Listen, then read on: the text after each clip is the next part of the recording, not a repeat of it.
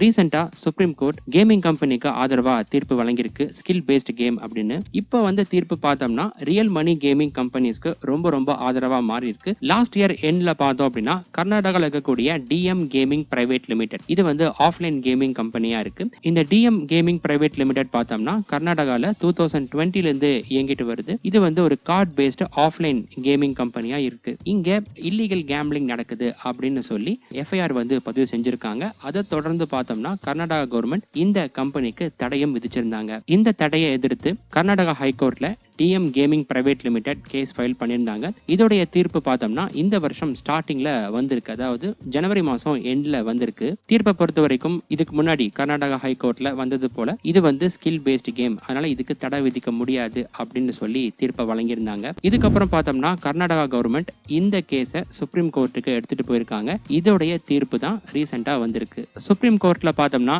இந்த கேஸை பத்தின ஹியரிங்லாம் நடந்து முடிஞ்சு செப்டம்பர் 3rd வீக் இதுக்கான ஜட்ஜ்மெண்ட் வந்திருக்கு. ஜட்ஜ்மெண்ட் பொறுத்த வரைக்கும் கர்நாடகா ஹைகோர்ட் என்ன சொல்லியிருக்காங்களோ அதே தான் சுப்ரீம் கோர்ட்டும் சொல்லியிருக்காங்க. இது வந்து ஸ்கில் பேஸ்ட் கேமா இருக்கு, அதனால இதுக்கு தடை விதிக்க முடியாது அப்படின்னு தீர்ப்பு வழங்கியிருக்காங்க. அடுத்ததா இந்த ஆன்லைன் கேமிங் லாவை எதிர்த்து சுப்ரீம் கோர்ட்ல கேஸ் ஃபைல் பண்ணதுக்கான ஃபர்ஸ்ட் ஹியரிங் எப்போ நடக்கிறதுக்கான வாய்ப்புகள் இருக்குன்னு பார்த்தோம்னா அக்டோபர் 1st வீக் நடக்கிறதுக்கான வாய்ப்புகள் இருக்கு.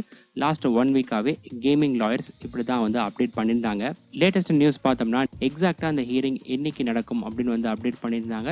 அக்டோபர் 7th அன்னைக்கு நடக்கும் அப்படின்னு அப்டேட் பண்ணிருக்காங்க. மேலும் ஏதாவது தகவல் கிடைச்சதுன்னா கண்டிப்பா நான் ஷேர் பண்றேன். இந்த வீடியோ பிடிச்சிருந்தா லைக் பண்ணி உங்க ஃப்ரெண்ட்ஸுக்கும் ஷேர் பண்ணுங்க, அவங்களும் இந்த இன்ஃபர்மேஷன் தெரிஞ்சுக்கிட்டும். மறக்காம சேனலை சப்ஸ்கிரைப் பண்ணி பெல் ஐகான் கிளிக் பண்ணி வச்சுக்கோங்க. அடுத்த வீடியோல பார்க்கலாம். பை.